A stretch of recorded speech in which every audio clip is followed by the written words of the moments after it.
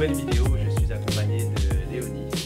Léonie qui est fondatrice de La Passerelle, une institution francophone qui aide les immigrants à la fois en Ontario, au Canada et qui a même des bureaux à Paris. Alors bonjour Léonie et merci en tout cas de m'accueillir dans tes locaux, comment ça va? Bonjour Falcon, c'est toujours un plaisir de t'accueillir.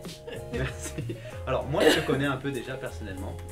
Tu es quand même une leader qui est reconnue au Canada nationalement. Tu es aussi maman de deux jeunes enfants. Tu t'es investi, je pense, avec passion pour l'immigration francophone depuis plus de 25 ans. J'aimerais vraiment profiter aujourd'hui de ce moment tous les deux pour revenir un peu sur le début de ta carrière. Et comment tu as trouvé justement cette passion qui t'anime aujourd'hui pour vraiment aider l'immigration francophone?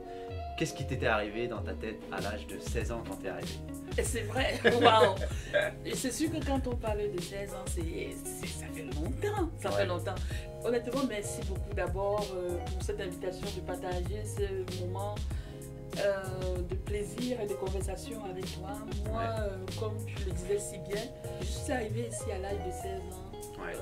Comme étudiante à visa. C'était à l'époque où, dans les années 90, c'était vraiment la transformation de la francophonie ontarienne. Beaucoup d'étudiants comme moi, on avait beaucoup de problèmes d'intégration à l'école. Et c'est un peu comme ça que, voyant le taux d'étudiants qui décrochaient, l'isolation, le manque de compréhension de nos nouvelles terres d'accueil, que j'ai décidé de commencer et je suis allée voir le conseil scolaire en leur disant écoutez, il faut qu'on fasse quelque chose. On arrive de l'Afrique, on arrive des pays en voie de guerre, on arrive avec des nouvelles cultures, des nouvelles mentalités. Et là, on s'intègre dans une école qui pratiquement n'est pas préparée à accueillir des personnes venant avec d'autres cultures.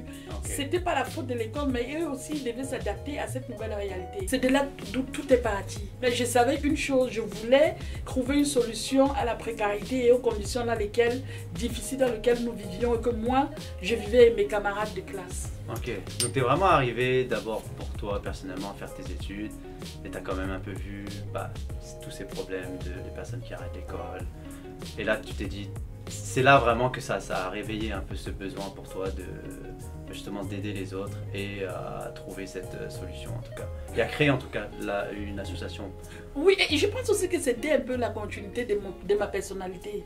Depuis petite au Cameroun, je voulais être journaliste. Et mon rêve, c'était de voyager à travers le monde et de faire des reportages sur des enjeux de société, touchant les personnes, les populations civiles, les personnes n'ayant pas de voix et tout le reste. Donc, quand je suis arrivée ici le fait de faire face à cette situation, je me suis dit il faut trouver des solutions, il faut qu'on s'en sorte et je n'accepte pas les conditions qui me sont présentées. Ok. Est-ce qu'à l'époque il y avait déjà des aides pour les immigrants ou pas du tout? C'était vraiment... La communauté francophone, en tout cas, était en pleine transformation. D'un côté, les communautés d'accueil franco-ontariennes étaient en train de lutter pour leurs acquis, lutter pour les écoles francophones, pour plus de services francophones, pour plus de ceci contre les communautés anglophones. Et donc, les communautés francophones immigrantes arrivent dans cette transformation et il y a pratiquement deux parallèles, les communautés d'accueil et les communautés de souche. Et donc, même si le gouvernement donnait des aides, les aides n'étaient pas assez suffisantes pour les communautés d'accueil francophones. Parce que ils étaient encore aussi dans leur pleine émergence. Ils étaient encore dans leur pleine histoire de la revendication franco-ontarienne. Et nous, les immigrants francophones qui arrivions des pays en voie de développement, on arrivait avec d'autres enjeux, les problèmes de guerre, les problèmes de réfugiés, les problèmes d'intégration, qui n'étaient pas forcément bien compris et bien entendus. Et donc, ça a créé toute une transformation. L'Ontario d'aujourd'hui est totalement différent de l'Ontario il y a 20 ans, quand je suis arrivée et que tout était en train de se transformer. Tu as vu cette transformation de l'Ontario. En termes justement d'immigration dans ce pays canadien, comment toi tu as pu réussir à faire ta place et justement comment tu as navigué dans ces situations-là? Sur deux points. Au départ, il y avait une grosse frustration parce que quand on est noir, femme, francophone, on est triplement minoritaire. La problématique des noirs anglophones n'est pas les mêmes problèmes que les noirs francophones vivent. Et les noirs anglophones ont une capacité de revendication qui est beaucoup plus forte. Donc, on était plus ou moins abandonnés. Okay. Et il y a, sur certaines tables, il y avait cette force de revendication, cette colère de voir qu'il y avait beaucoup et quand même beaucoup de barrières systémiques que les jeunes francophones noirs africains vivaient au sein de la société. Donc, à un certain moment, je me suis dit, ok, il y a deux choses. Okay. Si tu cries, on te ferme les portes.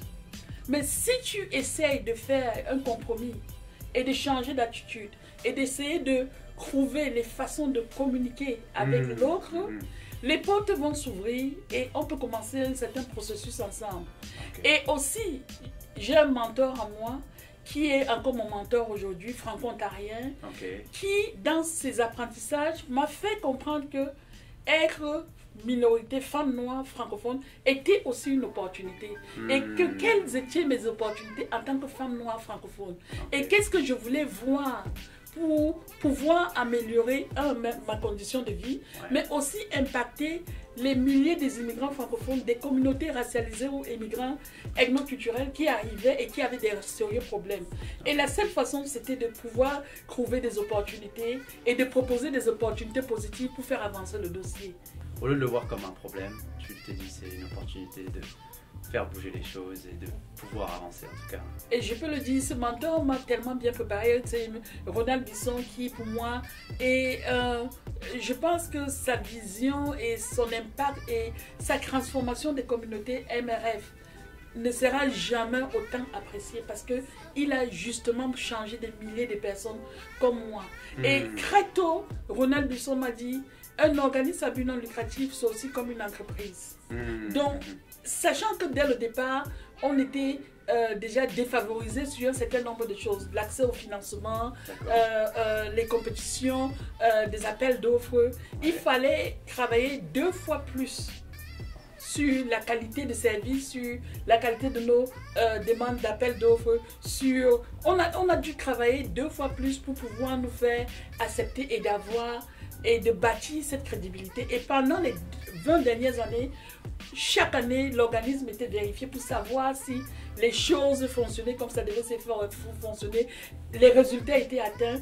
Et le fait d'avoir eu la chance d'être siégé sur plusieurs comités, d'être invité à plusieurs tables, de faire partie des délégations, d'être même vers la fin, commissaire à la Commission de l'Ontario, c'est tous les apprentissages que j'ai pris et j'ai eu qui m'ont permis de continuer à faire mon travail et aussi autour de moi savoir s'entourer.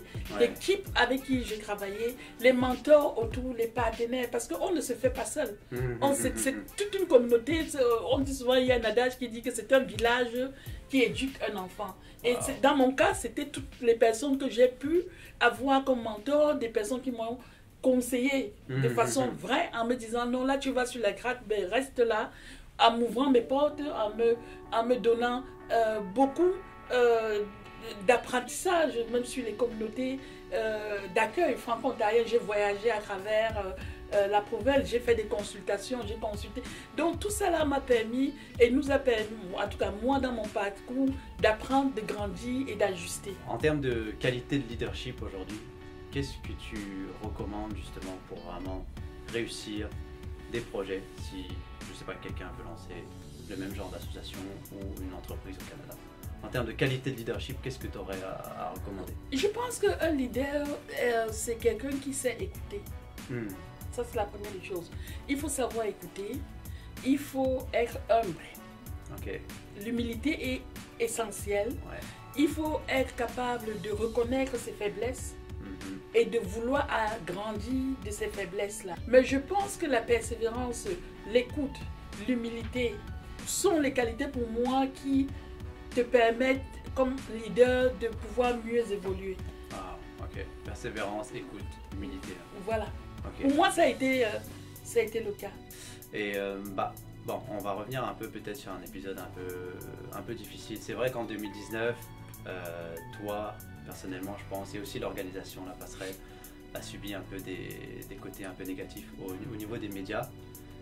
Comment toi, ça t'a impacté niveau professionnel, toi et ton équipe, comment tu as vécu ça aussi autant au plan personnel, et justement comment tu as réussi à toujours garder la tête droite Et parce que je me souviens, tu as toujours continué à travailler super fort avec ton équipe, même si à côté tu recevais des petits coups là.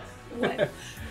Et déjà, je vais d'abord commencer par dire merci à toi, merci à l'équipe, merci au conseil d'administration, merci à tous ces mentors, partenaires, aux personnes qui ont cru malgré l'adversité. Je pense qu'à un certain moment, je posais la question ici à l'équipe, est-ce que je suis en train de vivre un film? Est-ce que c'est un film ou c'est une réalité? Dans des moments comme ça, on se questionne sur plusieurs.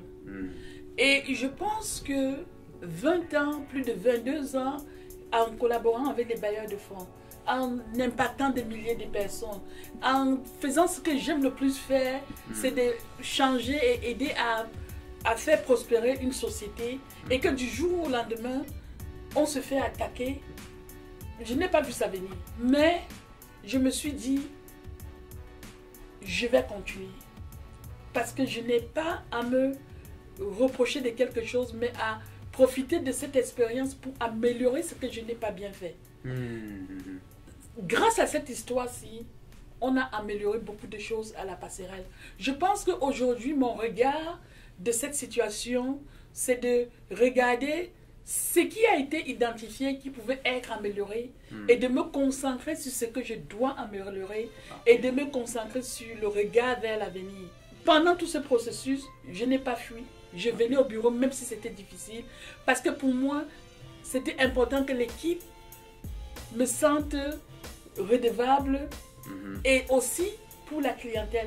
On travaille avec une clientèle qui est cribblement vulnérable et marginalisée, et qui ont besoin de nos services, qui ont besoin de la passerelle. L'enjeu va au-delà des allégations. L'enjeu se situe au niveau de ces personnes vulnérables qui ont besoin d'un coup de pouce, qui ont besoin d'une main. Et c'est pour ça qu'on se lève chaque matin et nous venons ici. Donc, quand je regarde cette affaire aujourd'hui, c'est très difficile. Mais, et je me suis aussi, on a aussi établi un système ici, au sein de l'équipe de résilience. Malgré l'adversité, il fallait trouver un système pour pouvoir se tenir, pour pouvoir continuer et pour ne pas se laisser trop affecter. Bon, c'est pas une histoire passée parce que ça continue, mais on regarde l'avenir.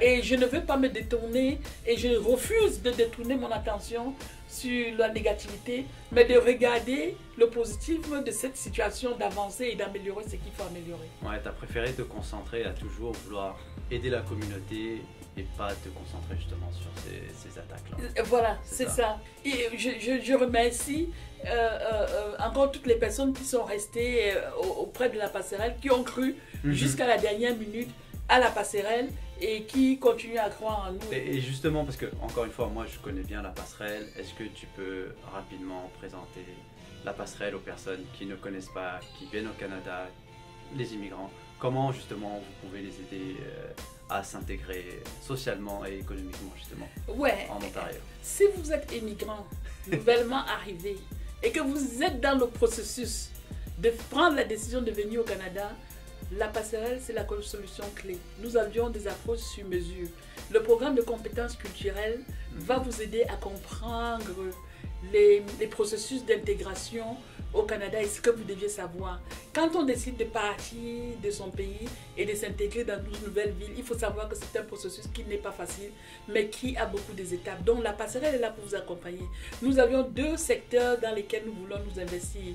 La création d'emplois par des programmes comme Tremplin Emploi et l'entrepreneuriat, parce que on se dit que les immigrants viennent avec beaucoup de potentiel, beaucoup d'atouts, mais il faut pouvoir trouver des mécanismes pour pouvoir faciliter leur insertion économique, culturelle au sein de la nouvelle société.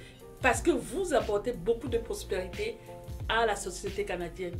Donc la passerelle est là, l'équipe est magnifique, géniale, et notre équipe est toujours là pour vous accompagner. Et moi, je peux témoigner justement de ça. Je crois en 2012, j'ai participé à un de tes programmes qui était justement sur l'entrepreneuriat, comment se lancer, et c'est ça aussi qui a été un des déclics, en tout cas personnellement. Donc c'est pour ça aussi que je recommande moi Léonie et toute l'organisation derrière qui suit. C'est vraiment une superbe équipe, c'est une super famille qui viendra vous accueillir, que vous soyez au début ou même déjà immigrant expérimenté. Merci Falcon, merci Oui. beaucoup. Et moi, un truc qui vraiment m'étonne sur toi, c'est que, tu sais, nous, la nouvelle génération immigrante francophone, bon, on arrive à l'âge de 25 ans. Moi, je suis arrivé à l'âge de 28, mais toi, tu es arrivé à l'âge de 16 ans. Ouais. Aujourd'hui, qu'est-ce que tu peux dire maintenant avec toutes tes années d'expérience d'immigration? Une personne maintenant qui veut réussir sa vie au Canada en tant qu'immigrant, je sais pas, quelles sont les étapes ou les choses qu'il doit tout de suite intégrer pour bien arriver là? Au fait, en fonction de le profil de l'immigrant, quand on arrive, je dis ça et c'est important, parce que le processus et le parcours est différent pour les individus, les immigrants. Quand tu arrives d'un pays en voie de guerre comme réfugié, tu as d'autres problèmes. Mais pour tout immigrant qui arrive, au moment où on prend la décision de porter nos valises et de venir s'installer, la première des choses, c'est l'ouverture d'esprit. Ouvrez-vous dès le départ. Acceptez le changement, parce que c'est pas pareil. Ouais. La deuxième des choses, c'est d'aller comprendre comment l'autre vit. C'est quoi vraiment la culture canadienne? C'est quoi? Qu'est-ce qui fait partie de cette spécialité-là? Essayez d'éviter de rester dans vos ghettos. Ne restez pas, je suis Camerounais, je reste qu'avec les Camerounais. Parce que vous ne vous ouvrez pas vers les autres. Allez faire des amis avec des Asiatiques, avec des Portugais, avec des communautés franco-ontariennes. Faites le bénévolat. Oh, okay. Faites le bénévolat et soyez toujours, toute étape, et je ne veux pas dire que ça sera facile, mais prenez chaque étape comme un apprentissage. J'ai vu des milliers et des milliers de personnes qui ont complètement décroché, qui ont dû repartir, parce que dès le départ, ils ont fauché leur processus d'intégration. Il ne faut pas faire de comparaisons. Au Cameroun, c'est comme ça, en France, c'est comme ça, mais pourquoi c'est ici? Non. Acceptez la société. C'était pas une société parfaite, mais prenez du bon de ce que vous pouvez prendre, mettez-le dans votre packaging et faites-vous un plan de développement pour l'intégration. Ok, je sais qu'il y a quelque chose qui te tient à cœur, c'est d'écrire un livre. Oui. Quel serait le titre que tu lui donnerais justement à ce livre-là? Oh mon Dieu, en fait, après l'épisode que je viens de vivre avec cet acharnement médiatique, j'ai des personnes et des personnes qui m'appellent et qui me connaissent depuis des années, qui me disent depuis le temps on t'a dit d'écrire un livre. Peut-être c'est le temps d'écrire ce livre-là. Donc je suis en train de beaucoup réfléchir dessus. J'ai pas encore de nom en tant que tel. J'ai pas encore de... En fait, il faut même que je trouve l'angle parce que mon histoire est tellement complexe. Est-ce que toi, quand tu lances justement des nouvelles initiatives, tu as peur? Comment tu fais pour la combattre? Et justement, le conseil pour les personnes qui veulent se lancer quand ils ont peur. Toi, comment tu fais? Qu'est-ce que tu conseillerais? Oui, non, écoute, il n'y a pas de solution magique à la peur. C'est normal. D'ailleurs, si on est très confiant, il y a un problème. Et donc, c'est toujours important de se dire que c'est normal de se redouter, de se questionner et même de se re-questionner. C'est normal. Ce qu'il ne faut pas faire, c'est que qui ne risque rien n'a rien. Il faut toujours prendre le risque parce que ça vaut la peine. Quelles que soient les conditions, si vous aviez un projet, vous tenez à cœur votre projet, vous aviez étudié votre projet, prenez le risque, démarrez-le. Même s'il n'y a pas les résultats que vous attendiez, vous n'aviez rien perdu parce que le processus est un plus dans votre vie. Chaque étape d'un projet, c'est toujours un plus. Parfois, on écrit un projet et le projet n'est pas financé. Mais, oui, on n'a pas eu le financement, mais on l'a écrit. Et le processus de l'écrit a été un apprentissage. Donc, quand vous lancez une entreprise, et si vous êtes entrepreneur, quelle que soit la façon où on lance une entreprise, il y a toujours le risque. C'est un gros risque, mais c'est un beau risque. Moi, j'adore ce livre qui s'appelle Le Secret. Allez lire ce livre. Je ne sais pas à quelle année c'est sorti, mais je l'ai lu. Et la magie du secret, c'est de pouvoir apporter une perception positive dans un processus. De transformer l'atmosphère dans laquelle vous êtes et de le mettre dans une condition positive. Donc, quand vous démarrez votre projet, restez dans un esprit positif, que ça va aller, ça va réussir, mais soyez réaliste. Faites votre étude de marché. Faites vos budgets, regardez la concurrence, regardez, donc ne restez pas dans l'imagination de oui c'est beau, ça va aller, mais ça va aller. Prenez aussi, faites vos études, apprenez sur toutes les étapes dont vous avez besoin pour monter votre projet, mais prenez le risque. Le risque est... Moi, je suis une personne qui prend le risque tout le temps. Ouais. Merci Léonie. C'est un plaisir. Merci pour ton temps, ta recommandation. Ben, le livre, là, Le Secret, je pense que je vais le lire. Oh ouais, c'est superbe le livre. Et vous allez voir, ça transforme, ça transforme. Au fait, quand on veut souvent prendre des choses, on a des décisions.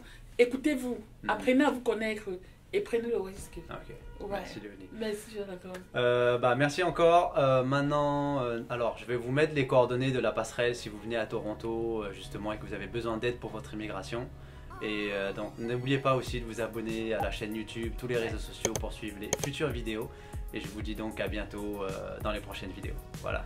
Merci Léonie. Merci beaucoup Jonathan. Merci.